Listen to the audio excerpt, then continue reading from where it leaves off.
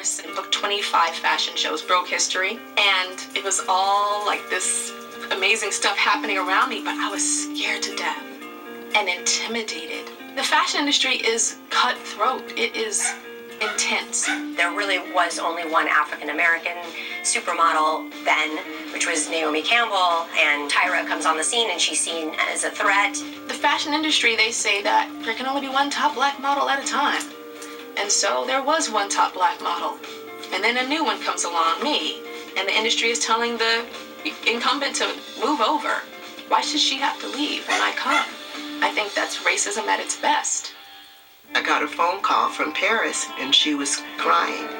And she was explaining to me how difficult it was. She wanted to give up. And I told her I didn't raise a quitter. And I wasn't going to let that happen. And I said, Mama, you have no idea how bad it is. I'm scared to be in a room with this woman. I'm terrified, and I just can't do this. And then my mom said, okay, then I'm coming. And my mom took a 6 months leave of absence from her job.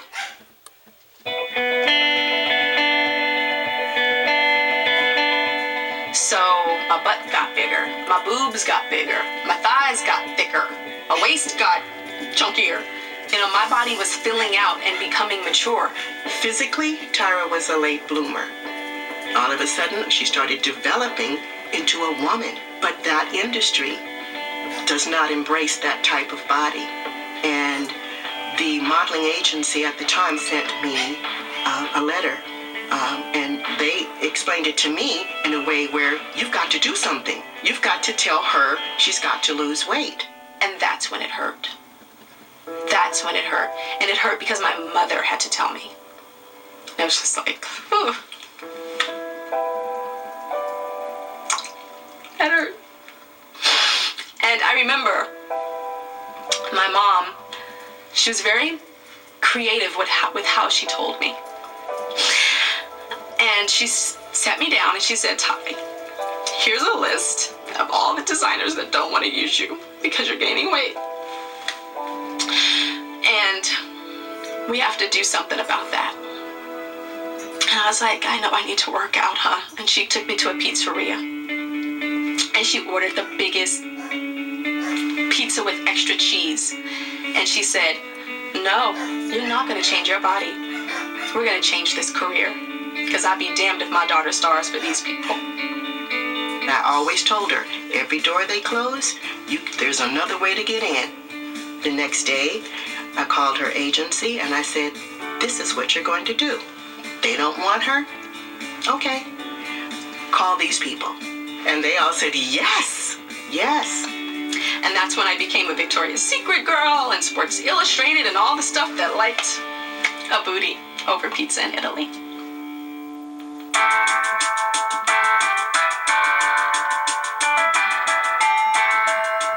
I remember the day that I got a phone call that I was going to be on the cover of Sports Illustrated. It didn't feel real because Sports Illustrated had been around for 30-something years and there was nobody anywhere near my skin tone that was on that cover. It looks like there's not that many of them left. I got it. Being on that cover really changed my career big time. I went from being a high fashion model to being a household name. And it happened like that.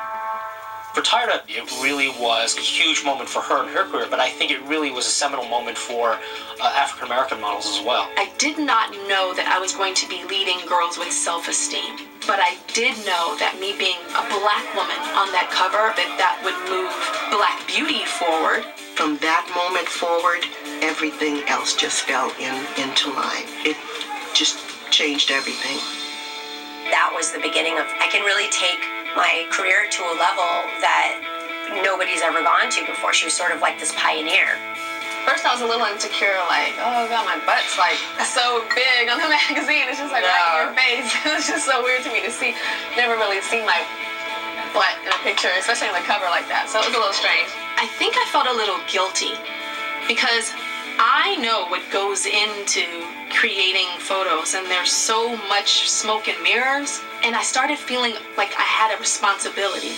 So when I would do my press for Sports Illustrated, they'd say, oh my God, look at you. You know, you look so glamorous on the cover. Look at your hair. I'd be like, the hair is a hair weave, y'all.